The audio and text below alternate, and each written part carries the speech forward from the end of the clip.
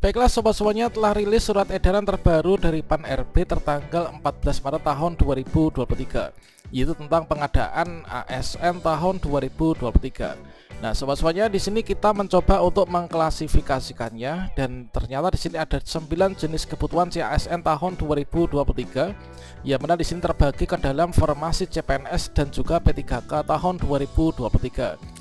Nah, kira-kira pada bagian formasi ini nanti bagaimanakah peluang kita baik itu untuk CPNS maupun juga P3K, serta bagaimanakah untuk syaratnya? Silahkan simak video ini sampai selesai. Namun sebelum kita lanjutkan, perlu saya ingatkan, bagi teman-teman yang mungkin baru pertama kali menemukan channel ini, silakan klik tombol subscribe-nya dan aktifkan notifikasi loncengnya, sehingga nanti jika ada update video terbaru, teman-teman tidak akan ketinggalan informasi. Dari surat edaran terbaru yang tertanggal 14 Maret ini kita dapat melihat bahwasannya di sini ada formasi yang akan dibuka, yang mana ini adalah masih dalam tahap untuk pengajuan usulan kebutuhan ya, baik itu untuk CPNS maupun juga untuk P3K. Jadi sini nanti kita akan mengurai satu persatu sekaligus kira-kira nanti untuk jabatan apa saja dan juga nanti persyaratan apa, sehingga kita ini bisa mempersiapkan sejak dini ya. Nah, di sini kalau misalkan kita lihat teman-teman, yaitu kita bagi untuk pengadaan CASN tahun 2023 ini adalah nanti akan dibuka untuk pendaftaran CPNS dan juga P3K ya. Ya, benar, di sini untuk usulan kebutuhan yang sudah diberikan rambu-rambu dari Kemenpan RB di dalam surat edaran tertanggal 14 Maret tahun 2023 ini, maka di sini untuk kebutuhannya ini adalah yang pertama, ini adalah untuk instansi pusat ya. Nah, untuk instansi pusat itu nanti kebutuhannya itu ada dua teman-teman, yaitu yang pertama ini adalah untuk kebutuhan yang CPNS ya. Jadi nanti untuk kebutuhan CPNS itu hanya untuk instansi pusat. Nah, di sini untuk instansi pusat yang CPNS nanti bidang apa saja yang nanti akan dibuka. Ini seperti yang kita kutip dari surat edaran dari Pan-RB, yaitu CPNS itu hanya membuka yaitu dalam bidang ini ya. Nah, di sini adalah untuk nantinya itu yang akan dibuka. Ini adalah yang pertama dalam bidang kejaksaan. Kemudian yang berikutnya di sini adalah dalam bidang kehakiman. Kemudian berikutnya adalah dalam bidang intelijen dan juga di sini dalam bidang yaitu tenaga dosen ya. Jadi untuk yang CPNS itu hanya di instansi pusat teman, yang mana di sini untuk bidangnya adalah sudah ditentukan. Nanti untuk usulan kebutuhannya ini adalah di sini dibagi ke dalam 4, yaitu bidang kejaksaan, kemudian kehakiman, bidang intelijen dan juga tenaga dosen. Dan selanjutnya kalau misalkan kita ingin mencari tahu kira-kira untuk persyaratan untuk mendaftar dari ketiganya ini nanti apa, tentunya di sini kita juga melihat pada pedoman atau rujukan yang digunakan untuk menetapkan atau untuk dari pengusulan kebutuhan dari instansi pusat maupun juga daerah kan. Nah, untuk yang bidang di sini ya, ini adalah untuk yang kejaksaan. Nah, di sini coba kita tampilkan dulu. Ini adalah kalau misalkan dalam bidang kejaksaan itu merujuk pada Permen Pan-RB nomor 45 tahun 2022. Kemudian juga di sini Kepmen Pan-RB nomor 1103 tahun 2022. Inilah untuk yang CPNS jabatan fungsional ya. Nah, di sini ataupun juga jabatan teknis, coba kita cek ya dari isi Permen Pan-RB ini apa saja dan kita nanti bisa mendaftar di mana. Oke, coba kita cek pada JDIH database peraturan ya. Ini adalah untuk Permen Pan-RB nomor 45 tahun 2022. Yang mana untuk isinya ini adalah terkait tentang jabatan pelaksana pegawai negeri sipil di lingkungan instansi pemerintah. Nah, kita cek untuk isinya dan nanti kita akan mengetahui kira-kira untuk jabatan yang masuk dalam kategori ini yang CPNS ini nanti apa, dan juga nanti untuk persyaratannya itu apa saja. Untuk klasifikasi jabatan pelaksana itulah terdiri dari klerk, kemudian operator dan juga teknisi teman-teman. Nah, ini kemudian kita cek untuk peraturan turunannya. Ya, benar adalah untuk peraturannya adalah di sini keputusan Menpan RB nomor 1103 tahun 2022 dan di sini kita sudah membuka untuk filenya. Inilah terkait tentang nomenklatur jabatan pelaksana pegawai negeri sipil di lingkungan instansi pemerintah. Nah, di sini coba kita cek pada intinya.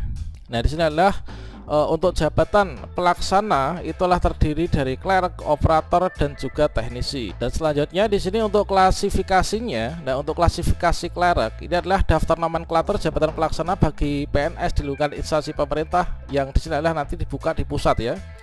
Ini adalah seperti ini. Ini adalah misalkan di Kementerian Kebudayaan, Riset, dan Teknologi ya. Inilah misalkan untuk desainer buku pendidikan, ini adalah untuk kualifikasi pendidikan minimalnya, kemudian untuk tugas jabatannya dan juga untuk keterangannya. Nah di sini misalkan di Kemdikbudristek ya, untuk desainer buku pendidikan inilah minimal ijazahnya S1 atau D4, kemudian adalah bidangnya apa, yaitu desain grafis ya. Kemudian penerbitan atau bidang lain yang relevan dengan tugas jabatan. Kemudian kita ambil lagi contoh, inilah dari Kementerian Sekretaris Negara. Inilah misalkan untuk penata keprotokolan ya. Ini ada ijazah yang SLTA juga ternyata ya, SLTA, kemudian ada D1, D2 atau D3, kemudian sampai S1. Nah ini teman-teman. Kemudian untuk tugasnya apa, yaitu melaksanakan kegiatan keprotokolan di lingkungan instansi pemerintah. Kemudian kalau misalkan kita cek pada bagian kejaksaan misalkan ya, kejaksaan ini tempatnya di Kejaksaan Agung. Kemudian adalah penelaah, penuntutan, dan juga penegakan hukum. Ini minimalnya adalah S1 ataupun D4. Ini jurusan yang hukum ya.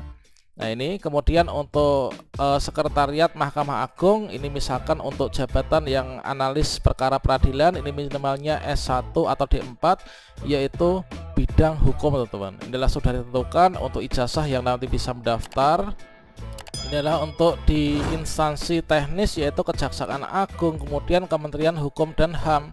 Tentunya di sini teman-teman bisa melihat sendiri untuk nomenklaturnya.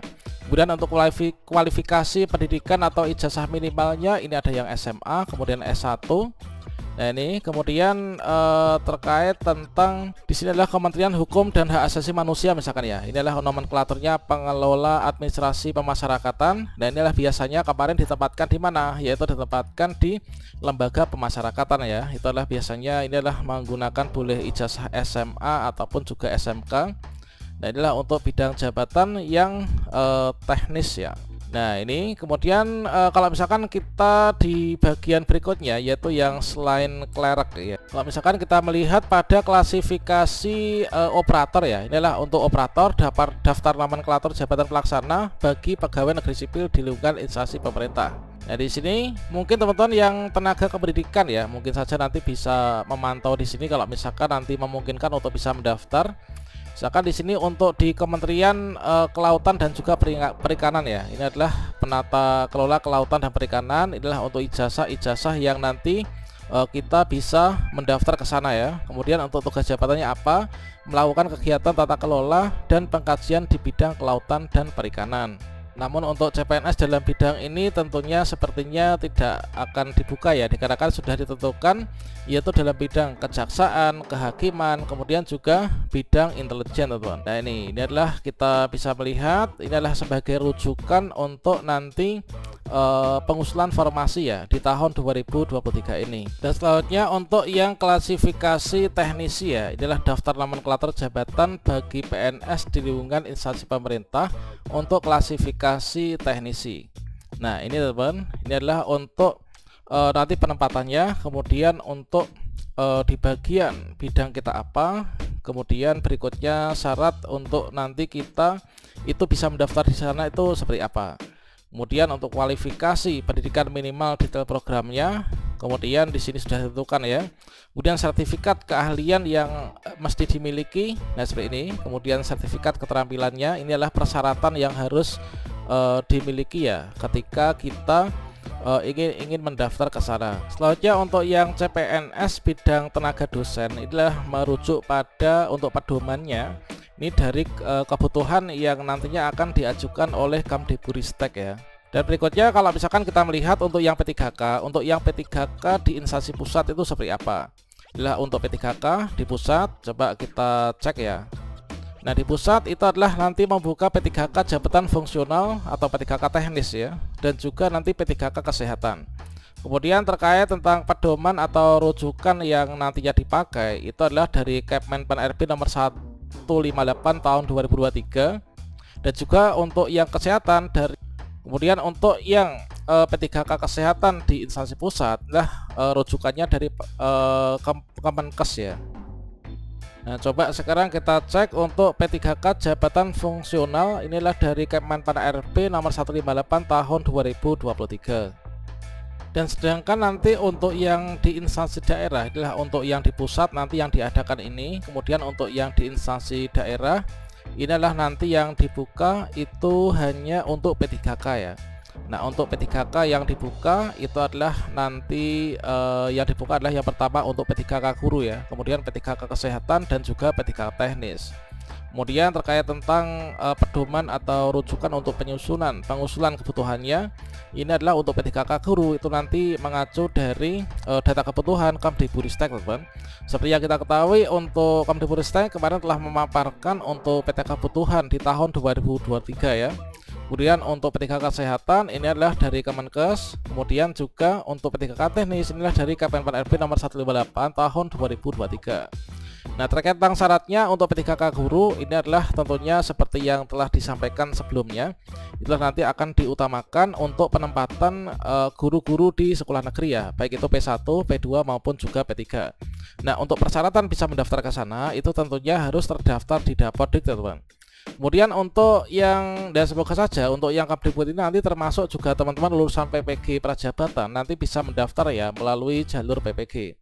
Kemudian di sini untuk Kemenkes ini adalah dari P3K kesehatan itu tentunya sepertinya itu akan sama di tahun kemarin, yaitu harus terdaftar di SISDMK, teman-teman.